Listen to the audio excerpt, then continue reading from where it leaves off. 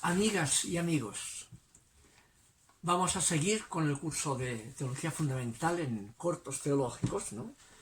Estamos en el tema de la revelación histórica que es inspirada. El Espíritu de Dios suscita, digamos, la relación de esa toma de conciencia de ese pueblo concreto histórico que culmina en Jesús de Nazaret con lo que el Espíritu de Dios es. Es el concepto de inspiración o de revelación de lo que Dios es a través de experiencias en la conciencia humana, ¿ya?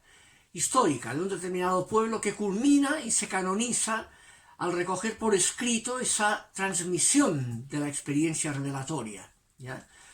Pero eso es para que todo ser humano pueda ser salvo, descubrir mejor el sentido de su existencia a la luz de esa palabra, y eso implica la mediación que llamamos tradición.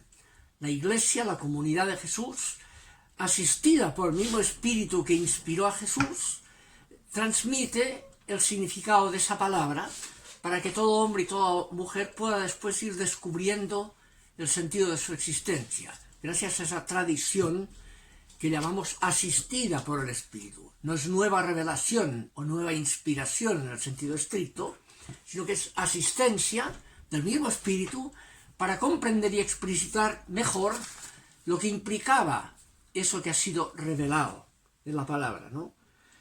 En el Concilio Vaticano II, la Constitución Gaudium et Spes, que se plantea cómo vincular esa revelación con el mundo actual, la realidad del mundo actual, dirá en el número 44, la ley de toda evangelización es la adaptación de la palabra para que la verdad revelada pueda ser mejor recibida, mejor comprendida y expresada en forma más adecuada.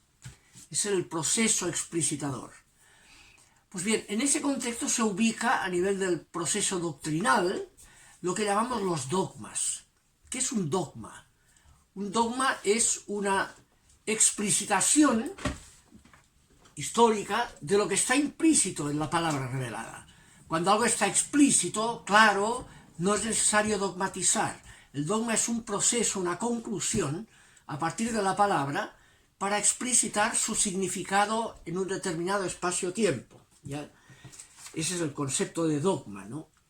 Ahora, ¿qué ocurre? Que la palabra siempre implica interpretaciones y, por tanto, opiniones interpretativas. Cuando esas opiniones interpretativas se confrontan, no coinciden, viene el diálogo o la dialéctica para llegar a una conclusión integradora. Y ahí se ubica el concepto de dogma. Dogma es una opinión que integra opiniones distintas, interpretativas de la palabra. Es integradora. Por tanto, lo más contrario al dogma es ese concepto a veces que usamos del dogma como lo dogmático, como lo unilateral. No. El dogma propiamente es la superación de la unilateralidad, como resultado de una dialéctica, de una confrontación de opiniones, para llegar a una visión integral que unifique la experiencia creyente. Ese es el dogma, ¿no?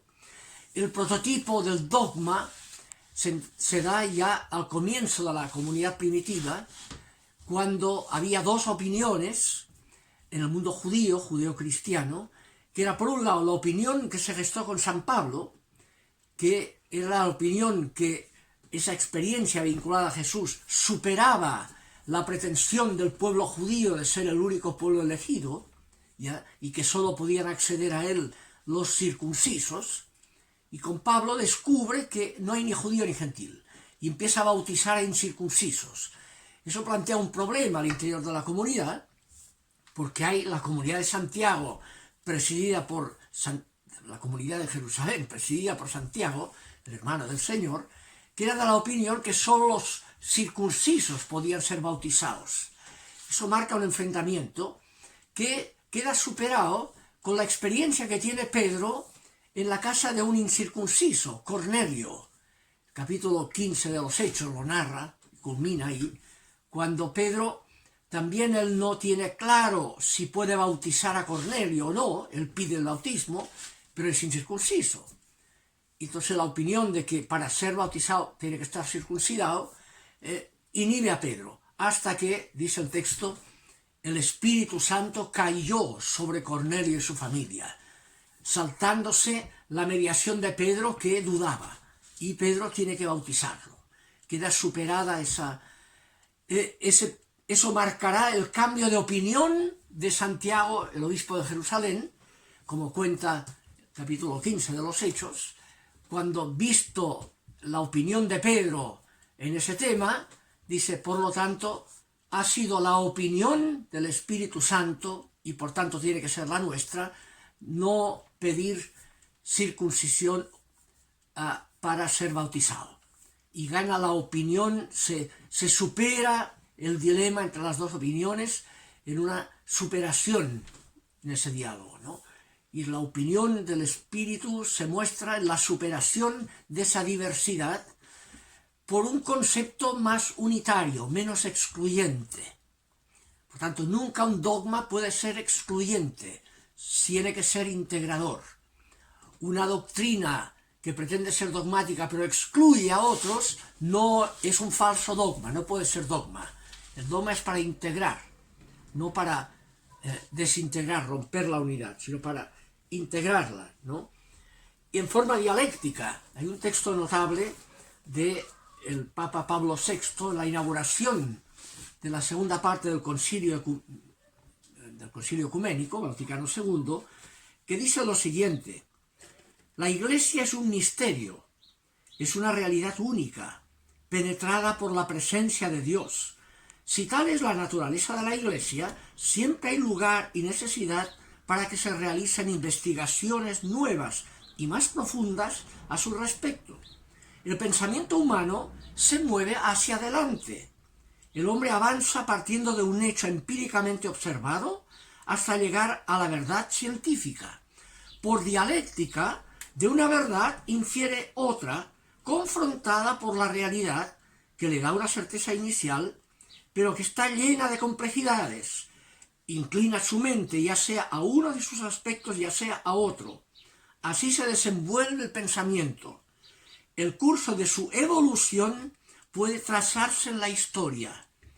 Ha llegado el tiempo, creemos, en que la verdad con respecto a la Iglesia de Cristo exige un examen más íntimo, una reflexión más profunda y una expresión mejor. Y habla de la dialéctica, que lleva a confrontar opiniones para ir superando, ir llegando a una expresión mejor, como decía Gaudium et Spes 44, ¿no? La palabra tiene que ser expresada para ser mejor comprendida y expresada en forma más adecuada, no en forma de repetición. El dogma no es un fundamentalismo dogmático de formulaciones que siempre tienen que ser iguales, sino que tienen que ser interpretadas de forma que integre las nuevas evidencias culturales que se van adquiriendo. Ese es el tema importante, ¿no? El sujeto de esa tradición, en donde se gestarán los dogmas, es el pueblo de Dios. Como decíamos el otro día, ¿no? El capítulo 2 del Lumen Gentium es que primero la Iglesia es pueblo de Dios. Es el sentir de la fe, ¿ya? Y es en ese sentir de la fe del pueblo de Dios donde está el depósito de la tradición, ¿ya? Como dice el Lumen Gentium 12, ya dirá, la universalidad de los fieles que tiene la unción del Santo, el Espíritu, no puede engañarse en su creencia y manifiesta esta su peculiar propiedad mediante el sentimiento sobrenatural de la fe de todo el pueblo, cuando desde el obispo hasta los últimos fieles seglares manifiesta el asentimiento universal en las cosas de fe y de costumbres. Por tanto, la infalibilidad ordinaria de la Iglesia la tiene el sujeto de la Iglesia, que es todo el pueblo de Dios. Eso es los que tienen la seguridad de la asistencia del Espíritu infalible, ordinariamente, por ser el pueblo de Dios, la Iglesia total. Nadie en la Iglesia es nunca ordinariamente infalible, solo la Iglesia como totalidad, o pueblo de Dios, dice el Lumen Gentium 12, ¿no? Ahora, que alguien en algún caso, en nombre de la Iglesia, pueda definir algo como infalible, es un caso excepcional que puede darse, pero siempre en relación a la infalibilidad que corresponde a la Iglesia total. Como vimos en Mateo 16, 18, ¿no? Tú eres Pedro, sobre esa piedra edificaré mi iglesia, contra la cual en femenino no prevalecerán las puertas del infierno. Y lo mismo ocurre en la definición incluso del Vaticano I de ocasión extraordinaria en que el Papa pueda, en representación de la Iglesia, definir algo dogmáticamente o infaliblemente, lo remite a la Iglesia también. El Papa no dice que el Papa es infalible, el Concilio Vaticano I, no. Dice el Papa goza, cuando habla ex cátedra, cuando se dan ciertas condiciones especiales, goza de aquella infalibilidad que Cristo quiso que tuviera su Iglesia en los temas de fe y costumbres. Y remite la actuación extraordinaria que puede en algún caso el Papa ejercer, solo lo ha ejercido una vez en la modernidad, en el año 50, ¿no? Por el Pío XII, con la definición de la Asunción de María, ¿no? Pero vale en la medida que remite a la infalibilidad propia de la Iglesia como totalidad. Nadie nunca es personalmente infalible en la Iglesia, ¿ya? Solo la Iglesia total, el pueblo de Dios, que es lo que constituye la Iglesia. Ese es el criterio primero doctrinal para la tradición de la Iglesia, la fe del pueblo de Dios, que constituye a la Iglesia, al servicio del cual están los obispos y está el magisterio, como vimos. El magisterio es un sacramento de servicio del pueblo de Dios expresado en lo que llamamos el bautismo, común a mujeres y hombres por igual. Esa es la Iglesia. Y esa es la fe de la Iglesia, está ahí, la vivencia del pueblo de Dios, a cuyo servicio están los pastores, no por encima de ellos, ni con autoridad doctrinal que pueden imponerle al pueblo de Dios, sino que tienen que auscultar el pueblo de Dios para poder expresar bien lo que significa en otra situación la fe de la Iglesia en cada situación, ¿ya? Ese es el tema de la tradición doctrinal en la Iglesia y de lo que llamamos dogma. Seguiremos el próximo día sobre los criterios para discernir la interpretación correcta de la palabra. De eso hablaremos el próximo día.